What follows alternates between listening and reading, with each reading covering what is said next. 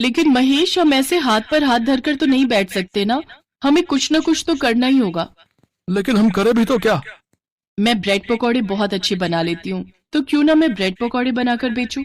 Idea तो अच्छा है, लेकिन मेरी तबीयत ठीक नहीं रहती, तो मैं तो तुम्हारी ज्यादा मदद नहीं कर पाऊंगा। कोई बात नहीं जी, आप बस ग्राहकों से हिसाब किताब लेते रहना, बाकी सब मैं कर लूंगी। ममता के पति को हार्ट की प्रॉब्लम थी, जिसके इलाज के लिए ममता को काफी पैसे चाहिए थे।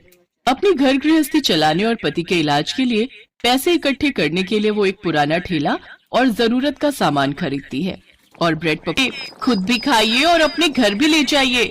साथ में शानदार धनिया पुदीने की हरी चटनी भी खाइए। बहन जी, मेरे लिए एक ब्रेड पकौड़ा बनाना तो। हाँ हाँ भाई साहब, ये लीजिए। कुछ ही दिनों में ममता के पास ग्राहक आने शुरू हो गए। अब उसके सामान का खर्चा निकल जाता था, साथ ही कुछ पैसे भी बच जाते थे, जिससे उसका घर खर्च चल जाता था। लेकिन वो इतने अच्छे पैसे भी नहीं कमा पा रही थी कि वो कुछ बचत कर सके और अपने पति का सही से इलाज करवा सके। ऐसे कुछ दिन बीते। एक रोज ममता चटनी बनाने के लिए खेत में से हरा धनिया, पुदीना और हरी मिर्च तोड़ने जाती है। लेकिन उस दिन धनिया खेत में ज्यादा था नहीं। तभी उसकी नजर उसके साथ उग रहे कुछ हरे पत्तों पर जाती है। अरे, आज तो धनिया बहुत कम है। ऐसा करती हूँ, इस धनिया और पुदीने के साथ इन पत्तों को ही पीस देती हूँ। कुछ देर बाद वो ठेले पर आती है। ममता कहाँ रह गई थी? जल्दी से चटनी बना दो, ग्राहक आते ही होंगे।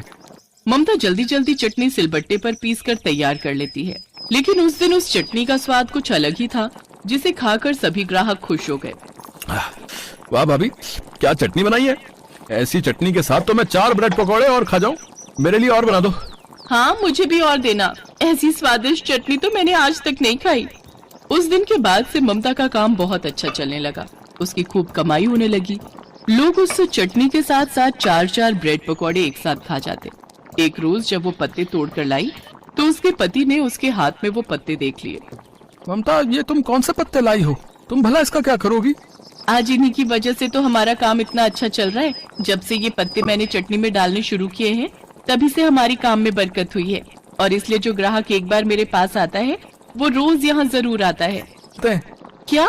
भांग के पत्ते? हे भगवान, लेकिन इनकी वजह से हमारा काम इतना अच्छा चल रहा है। अगर मैंने ये पत्ते डालना बंद कर दिए तो ग्राहक भी आने कम हो जाएंगे। मैं तो कहती हूँ जी, जो जैसा चल रहा है चलने दो। लेकिन अगर किसी को कुछ हो गया तो? किसी को कुछ नहीं होगा। आज तक नहीं हुआ तो आज क्या होगा? बस आप भी अपना मुंह बंद रखिए।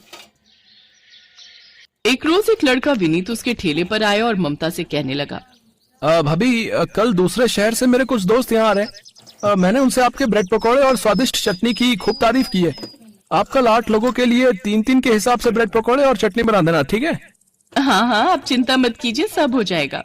अगले दिन विनीत अपने दोस्तों के साथ ममता के ठेले पर आता है। उन सभी दोस्तों में 3 लोगों ने चटनी बहुत ज्यादा खाई और वो सब खाते खाते उन ब्रेड पकौड़ों की भी बहुत तारीफ कर रहे थे। लेकिन अचानक ही वो तीनों खाते खाते जमीन पर गिर गए और बेहोश हो गए। भाभी, ये क्या मिलाया इन ब्रेड पकौड़ों में? मेरे ये दोस्त बेहोश क्यों हो गए? मुझे कुछ नहीं पता। विनीत अपने दोस्तों को अस्पताल लेकर गया, जहां डॉक्टर ने उससे कहा, देखिए, इनके शरीर में कोई नशीला पदार्थ जरूरत से ज्यादा चला गया है, जिसकी वजह डॉक्टर ने उससे कहा देखिए, इनके शरीर में कोई नशीला पदार्थ जरूरत से ज्यादा चला गया है, जिसकी वजह से वो तीनों बेहोश हो गए। विनीत पुलिस को बुलाता उससे पहले ममता पुलिस स्टेशन पहुंच गई और उसने पुलिस को सारी सच्चाई बता दी। साहब, मैं जानती थी कि आपको जब सच्चाई पता चलेगी तो आप मुझे पकड़ने जरूर आएंगे, इसलिए मैं खुद ही सरेंडर करने आ गई। मैंने बस मजबूरी में वो सब किया था। मैं तो बहुत कम मात्रा में भांग के पत्ते उसमें मिलाती थी, लेकिन उन तीनों ने चटनी जरूरत से ज्यादा ही खा ली, जिस वजह से वो बेहोश हो गए। दरअसल मेरे पति एक बहुत बड़े बिजनेसमैन थे और उन्होंने अपनी सारी जमा पूंजी शेयर मार्केट में लगा दी थी। लेकिन शेयर मार्केट में हुए भारी लॉस के कारण हम बर्बाद हो गए और हम सड़क पर आ गए। तब से हम यहीं एक झोपड़ी बनाकर रहने लगे और घर खर्च चलाने के लिए मैंने ब्रेड पकौड़े का काम शुरू कर दिया। साहब, मैंने लालच में आकर वो चटनी बनाई। हालांकि मेरा इरादा किसी को नुकसान पहुंचाने का नहीं था, लेकिन मैं जानती हूँ मुझसे गलती हुई है, तो आप मुझे सजा दे सकते हैं। अगर आप चाहती तो भाग भी सकती थी, लेकिन आपने ऐसा नहीं किया। इसलिए आपकी मजबूरी को देखते हुए मैं खुद जज साहब से आपको कम से कम सजा देने की दरखास्त करूंगा। ममता को केवल 3 महीने की जेल और 1000 के जुर्माने की सजा होती है। जेल से छूटने के बाद एक एनजीओ वाले आकर ममता की मदद करते हैं जिसके लिए वो उसे 10 लाख रुपए देते हैं। ममता उन पैसों से अपने पति का इलाज करवाती है, जिससे वो पूरी तरह ठीक हो जाता है।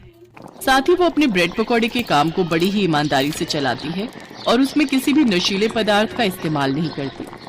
ग्राहकों की भीड़ अब फिर से उसके ठेले पर लगनी शुरू हो जाती है और उसका काम अच्छा चलने लग जाता है।